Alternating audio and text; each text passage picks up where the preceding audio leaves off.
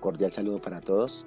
Mi nombre es Arque Mauricio Supiñán Romero, estudiante actual del programa de Maestría en Educación de la Corporación Universitaria Minuto de Dios. En este video estaré presentando la relación que existe entre el aprendizaje y sus bases biológicas.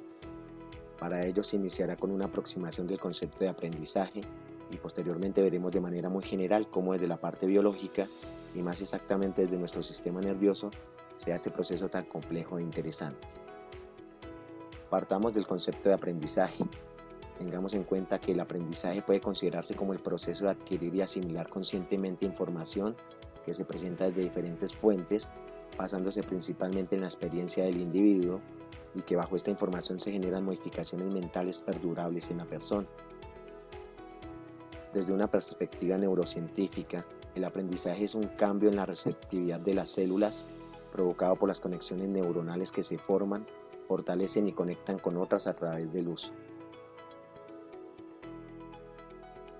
Para entender este proceso es necesario remitirnos a la neurociencia, la cual es la encargada del estudio del sistema nervioso, definido como el sistema a través del cual el ser humano recibe información acerca de su entorno a través de sus distintos órganos sensoriales, procesa dicha información y emite respuesta a ello.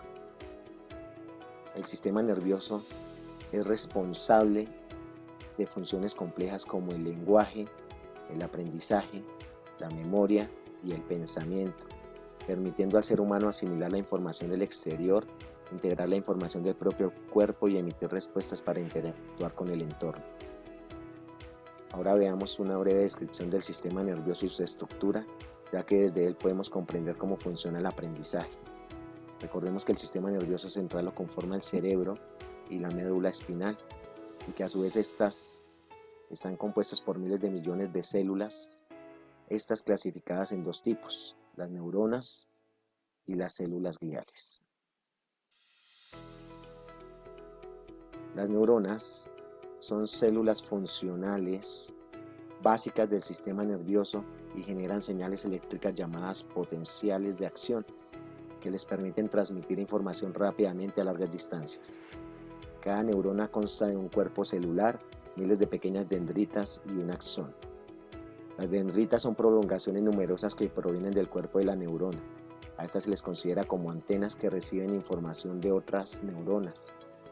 Un axón es otro tipo de prolongación que envía mensajes a otras células y está rodeado de vaina de mielina, la cual facilita el viaje de las señales. Por otro lado, consideramos a las células gliales como soporte de las funciones de las neuronas, ya que estas no transmiten información, pero ayudan en el proceso.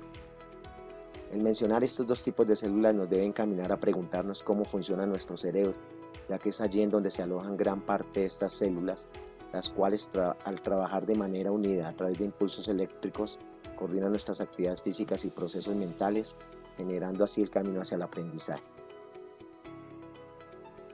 A continuación haré una pequeña descripción de este órgano y sus principales partes e indicaré de manera general en dónde se ubican y sus funciones más notables, las cuales intervienen en los diferentes procesos de aprendizaje.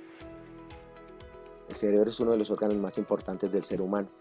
Pesa cerca de 300 a 350 gramos aproximadamente cuando la persona nace y llega a pesar 1250 a 1500 gramos cuando llega a su peso adulto. Tengamos en cuenta que el cerebro llega al 90% de su tamaño adulto en los primeros 5 años de vida. La estructura del cerebro está compuesta por 4 lóbulos. El lóbulo frontal, que se encarga de gran parte del pensamiento complejo. Allí se desarrolla la imaginación, la planificación y el comportamiento de la persona. Todas estas actividades esenciales para el aprendizaje. El lóbulo parietal. Este se encuentra ubicado en la parte trasera del lóbulo frontal. Allí se alberga la corteza sensitiva, que es donde se generan los mensajes relacionados con el tacto, el gusto y la temperatura. En este lóbulo también se encuentran la corteza motora, que es en donde se genera la parte del movimiento. Tenemos por otro lado el lóbulo occipital, que se encuentra en la parte posterior de la cabeza y se encarga de controlar la corteza visual, quien es la que procesa lo que vemos. Finalmente, tenemos el lóbulo temporal. En este lóbulo se alberga la corteza auditiva y se encarga de la comprensión del lenguaje. Asimismo, interviene en la memoria y las emociones.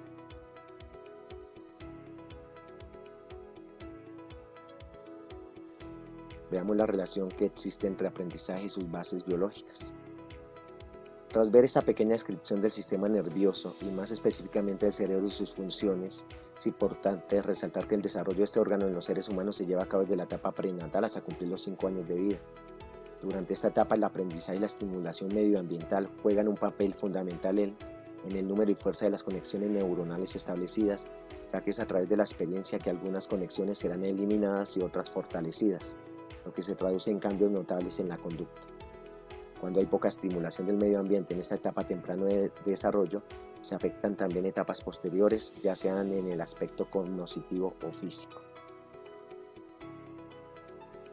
Diversas investigaciones también han encontrado que los ambientes enriquecidos con diversos tipos de estímulos visuales, táctiles, auditivos y olfativos, y un cuidado emocionalmente cálido, que sea receptivo a los esfuerzos que generan los infantes, son los que mejor promueven la exploración activa del entorno y el desarrollo adecuado tanto emocional como de las habilidades cognitivas.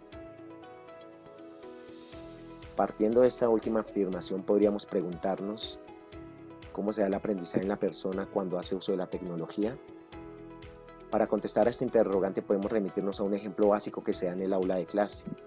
Si un estudiante de básica primaria ha estado aprendiendo las tablas de multiplicar a través de explicaciones comunes y monótonas sin obtener resultados favorables, al presentarse nuevamente el tema, pero a través de una aplicación móvil vinculada a una herramienta tecnológica como el celular, una tablet o incluso una computadora, el cerebro se activa y empieza a trabajar de manera especial.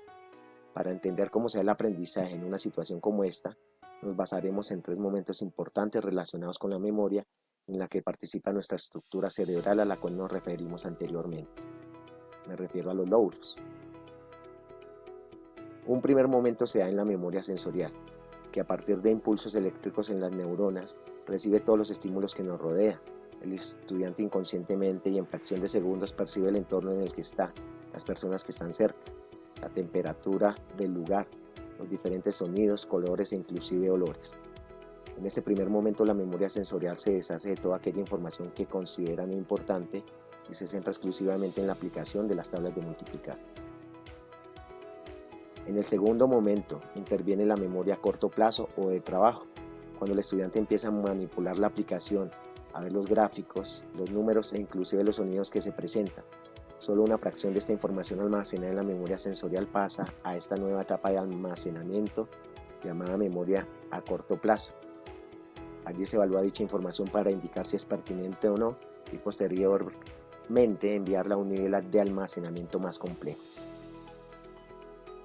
Finalmente, las multiplicaciones que mayor causaron impresión y que son consideradas pertinentes en la memoria a corto plazo se alojan por periodos de tiempo considerables en nuestro tercer y último fuente de almacenamiento, llamada memoria a largo plazo. En esta última fase se consolida la información en función de su importancia emocional y su repetición. Podemos ver así que al trabajar con herramientas tecnológicas activamos gran parte de nuestro cerebro, ya que al hacer actividades de este tipo se logra captar la atención del estudiante y bajo la emoción que esto produce se logran procesos de aprendizaje favorables. Ya para terminar, podemos concluir que el aprendizaje es un proceso muy complejo y para el cual de manera muy general vimos cómo nuestro sistema nervioso juega un papel muy importante en la consolidación de información, en donde a partir de las emociones y estímulos que podemos brindar a nuestro cerebro se pueden obtener resultados bastante positivos cuando de aprender se trata. Muchas gracias.